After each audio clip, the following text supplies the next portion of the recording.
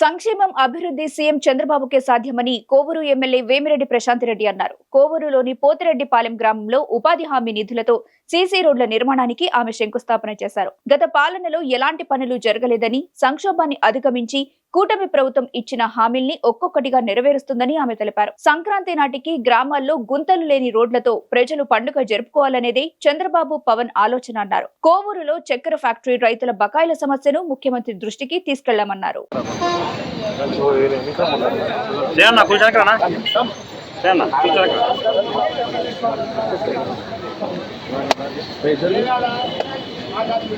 నా దృష్టికి తీసుకొచ్చారు.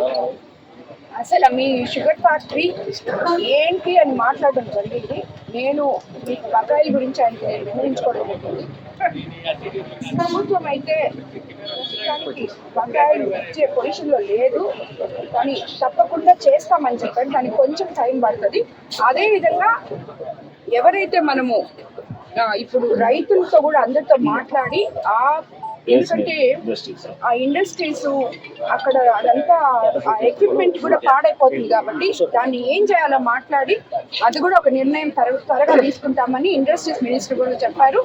మీకు అతి త్వరలోనే నేను ఈ రోజు రేపట్లో వాళ్ళతో రైతులతో కూడా మీటింగ్ పెట్టుకుంటున్నాను. కావాలంటే మీరు కూడా రావచ్చన్నా.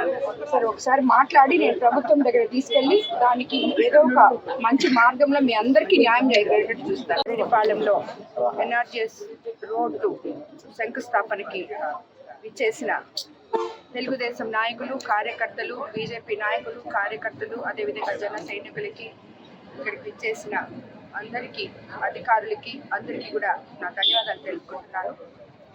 మనం ముందుగా చెప్పుకోవాల్సింది ఏంటంటే 6 నెలల క్రితం మనము మన తెలుగుదేశం ప్రభుత్వం అధికారంలోకి రాకముందు ఏదైతే చెప్పుకున్నామో, ఒక్క ముఖ్యమంత్రి చంద్రబాబు నాయుడు గారు వస్తేనే సంక్షేమము అభివృద్ధి సమపాలనలో చేయగలిగిన సమర్థవంతమైన నాయకుడు ఆయన అని చెప్పి మనం ఎలాగ చెప్పుకొని మనము ప్రచారం చేసి తెలుగుదేశం ప్రభుత్వాన్ని అధికారంలోకి తీసుకొచ్చామో, దానికి ధీటుగా ఈరోజు మన ముఖ్యమంత్రి చంద్రబాబు నాయుడు గారు, అదేవిధంగా మన ఉప ముఖ్యమంత్రి పవన్ కళ్యాణ్ గారు, విద్యాశాఖ మంత్రి లోకేష్ గారు అందరూ కూడా వాళ్ళు ఇచ్చిన మాటలతో మనల్ని కనీసం నాయకులము తలెత్తుకొని ఊర్లలో తిరగలుగుతున్నాం. ఈరోజు ఈ రోడ్లేసి గత ప్రభుత్వంలో అధ్వాన్నమైన పరిస్థితి నుంచి కొంచెం బయటకు వస్తున్నాం. ఎందుకంటే అందరికీ తెలుసు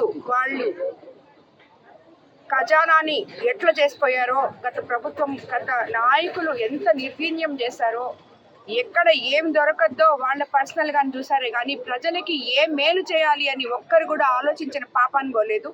ఈరోజు ప్రతి నాయకుడు, కార్యకర్త దగ్గర నుంచి, ముఖ్యమంత్రి దగ్గర నుంచి, ఉప ముఖ్యమంత్రి దగ్గర నుంచి ప్రతి ఒక్కరు కూడా ఏది చేస్తే మన ప్రజలకి మంచి చేయగలము అని చెప్పి ఆలోచించి ప్రణాళికలతో ముందుకి ఒకటొకటి తీసుకొస్తున్నారు.